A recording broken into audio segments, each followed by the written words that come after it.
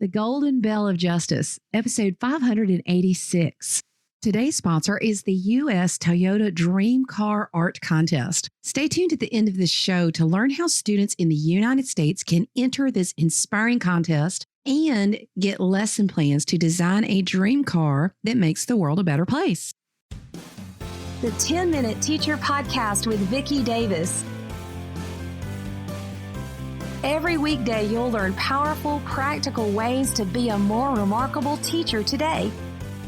So many years ago, my mom, who was a teacher, put together a character counts book with lots of stories that I love to sit down and read. Here's a story that in particular is great for this time of year. And Mom adapted this from a book called The Book of Virtues for Young People by William J. Bennett, something that she put together many years ago. But I'm going to adapt it myself from what my mom did, and it's called The Bells of Atri. It's a great story to tell your students. So Atri is the name of a little town in Italy, and it's an old town, and it's built halfway up the side of a steep hill. But many, many years ago, the king of Atri bought a fine, large bell and hung it up in a tower in the marketplace. The long, long rope reached almost to the ground, and it was fastened to the bell so that the smallest child could ring the bell by pulling on its rope. Now, the king told the townspeople, "This is the bell of justice." And when everything was ready, the people of Atri, they had a big, huge party and a holiday. And everybody came down, all the men and the women and the children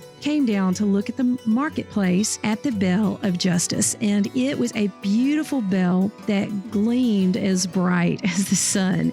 And they wanted to hear it ring, they said. But then the king came down the street and they said, maybe the king will ring it now. So everybody stood still and they waited with hushed tones to see if the king would ring the bell. But the king did not ring the bell, and he didn't even put the rope in his hand. He came to the foot of the tower and he stopped and he stood in front of that long, long rope. And he raised his hands for the crowd to be quiet. And he said, "My people, do you see this beautiful bell? It is your bell of justice, but it should never be read except in the case of need. If any one of you has been wronged at any time, he can come and ring the bell. And then the judges will know that they need to come together at once and hear the person's case and give him or her justice. So whether you're rich or poor or old or young, everyone may come and ring this bell. But nobody should touch the rope unless he knows he has been wronged." So many years passed, and so many times the bell did ring for the judges to come together. Wrongs were righted and ill-doers were punished, and at last the rope was almost worn out. The lower part of it was untwisted and the strands were broken, and it became so short that only the tallest townspeople could actually reach the rope to ring the bell. Well, the judges saw this and they said, "You know what, this will never do, because what if a child should be wronged? They could not ring the bell to let us know that we need to hear their case." So the judges gave orders a new rope would be put on the bell at once, that it needed to go down all the way to the ground so that everyone in the town could seek justice. But you know what? They looked everywhere in the town and they could not find a rope long enough. So they decided to send across the mountains for a new rope. But it was going to take many days. What should happen if something wrong happened to the smallest among them before then? How would the judges know about it if the injured person could not reach the old rope that was way up off the ground? So a man stood by and he said, "You know what, let me fix it for you." And he ran to his garden, which was nearby, and came back with a long grapevine in his hands. And he said, "Okay, here's the rope." He climbed up and he fastened it to the bell. And it was a slender vine, and its leaves and its tendrils were still there, and it trailed all the way to the ground. So the judges said, "Yes, this is a good rope. Let it be our rope for now while we're waiting for the new rope to come from across the mountainside." In a hillside above the village, there was a man who had used to be a brave knight. When he was young, he had ridden through many lands and he had fought many a battle. His best friend through the times when he was a brave knight was his horse. He was a strong, noble steed that had borne him safe through many dangers. But you know what? the night grew older, and he didn't want to ride into battle anymore, and he didn't care to do any more brave deeds. And his mind was fixed only on one thing. All he could think about was gold. And he became a greedy miser. At last, he sold everything he had except his horse, and he went to live in a little hut on the hillside. And he filled that little hut full of money bags, and he sat among his money bags, counting his gold and planning how he could get more. And day after, his horse stood in his bare stall, half starved and shivering with cold, because you see, his master wanted more gold, and the horse cost money to feed the horse. So the miser said to himself one morning, you know what, why should I keep this lazy steed? Every week he costs me more and more to keep him, and it's not worth it. I could sell him, but nobody wants him. He's just an old horse. I can't even give him away. I'm going to turn him out and let him fend for himself and pick grass by the roadside. And if he starves to death, so be it. He deserves it. So the brave old horse, who had faithfully served his once brave master, who had become a miser, that old horse was turned out to find what he could among the rocks on the barren hillside. He became lame and sick, and he strolled along the dusty roads, and every time he found a little blade of grass, he just smiled and whinnied to himself, and he was so glad to eat it. He was even happy to eat the thorns. The boys threw rocks at him, and the dogs barked at him, and in all the world, nobody pitied the poor old horse. Well, one hot afternoon, there was nobody on the street of the little town, and the horse wandered into the marketplace. There was nobody there because it was so hot that day. The gates were wide open, and the beast could go wherever he pleased. He saw the grapevine rope that hung from the Bell of Justice. The leaves and tendrils upon it were fresh and green, for it hadn't really been there that long. Oh, what a fine dinner he thought it would be for a starving horse. So the horse stretched his thin neck and took one of the tempting morsels in his mouth. It was hard to break it from the vine, and he pulled at it and pulled at it so he could eat it. He was so hungry, and the great bell above him began to ring. And all the people in Atri heard it. It seemed to say, "Someone has done me wrong. Someone has done me wrong. Oh, come and judge my case. Oh, come and judge my case, for I've been wronged." And the judges heard it, and they put on their robes, and they went out through the hot streets into the marketplace, and they wondered who would ring a bell in such a hot and sweltering time. They passed through the gate, and they saw the old horse nibbling at the vine.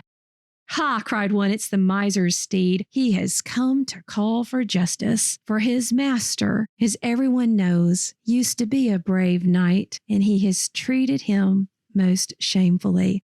Another judge said, "This horse pleads his cause as well as any dumb brute can." And the third said, "And he shall have justice." Meanwhile, a crowd of men and women and children had come into the marketplace, eager to learn what cause the judges were about to try. And when they saw the horse, they all stood in wonder. Then everyone was ready to tell how they had seen him wandering on the hills, unfed, uncared for, while his master sat at home, counting his bags of gold. "Go bring the miser before us," said the judges. And when he came, they bade him stand and hear their judgment. "This horse has served you well for many a year," they said. "He has saved you from many a peril. He has helped you gain your wealth. Therefore, we order that 1/2 of all your gold shall be set aside to buy him shelter and food, a green pasture where he may graze, and a warm stall to comfort him in his old age." The miser hung his head and grieved to lose his gold. But the people shouted with joy, and the horse was led away to his new stall and a dinner as he had not had in many a day. Now, there are some comments that are in the Treasure of Virtues about this, and I just want to read these as they are. They're from William Bennett. "The horse had served the knight well for a long time, and now it was the knight's responsibility to take good care of the horse. A person whose life has been made better by the acts of another should help that other person when help is needed. We all have a responsibility to one another. Returning care or helping someone brings a sense of joy and strength to the helper. And think of a time someone has helped you. Is there someone you can help? Keep your eyes open for the chance to pitch in and help someone else. It feels good to be responsible." Now, there are many angles that you can take this story, and I hope that you will use it as a story to examine your own life. I know for me, I read this book and I think of my mom. And my mom, she is in the advanced stages of dementia, and she's still beautiful to me, and I still love her. And every so often she'll look at me and she'll say, I know you, I love you. And I'm telling her I love her, and I'm kissing her and just telling her how I feel about her. There are many people that are aged and older who have been so faithful to us. They're in nursing homes, they're being cared for. And you know what? They may not be able to have an amazing conversation with you this Thanksgiving or this Christmas. But you know what? We need to be faithful, to be responsible to those who are in our care, whether it's our students, whether it's beautiful special needs students, whether it's our parents, whether it's relatives, or whether it's just someone we know that's a casual acquaintance who's been faithful. We need to appreciate and take care of those who have been faithful through the years for us. So my challenge is, as you listen to this story, I want you to examine your own life and ask yourself, is there somebody in my life who would ring that old bell and call the judges in, and I would be pointed out as the person maybe who hadn't been as faithful as I need to be? I'm not saying this to cause guilt on anybody. I'm saying this because it's good to examine ourselves. It's good to hear stories and parables like this, to consider who we are and how we're living our life. Because, my dear friends, life is way too short, and that bell of justice will ring for us all. As for me, I am so glad that I am forgiven of my many, many times that the bell of justice is rung and I have definitely done wrong things. I am so thankful to be forgiven. But I'm also thankful for the wake-up calls of an old bell that rings and reminds me that there are many people who have gone before who deserve my thankfulness and my appreciation, that I need to thank publicly, that I need to thank privately, and that I just need to serve without any notice. Today's sponsor is the U.S. Toyota Dream Car Art Contest. It opens November 1st, 2019 through January 31st, 2020. It's for youth ages 4 through 15 in the United States. In the U.S. Toyota Dream Car Art Contest, students are invited to submit hand-drawn artwork answering this question. If you could design a car to make the world a better place, what would it look like? Teachers can also download a free standards-aligned lesson plans on car design that includes both STEM concepts and art. That makes this an excellent cross-curricular project. Visit www.toyotadreamcarusa.com/coolcat. There you can download artwork guidelines, official rules, an entry form, and the lesson plan to prepare your Toyota Dream Car USA artwork submissions today. Remember, that's at toyotadreamcarusa.com/coolcat.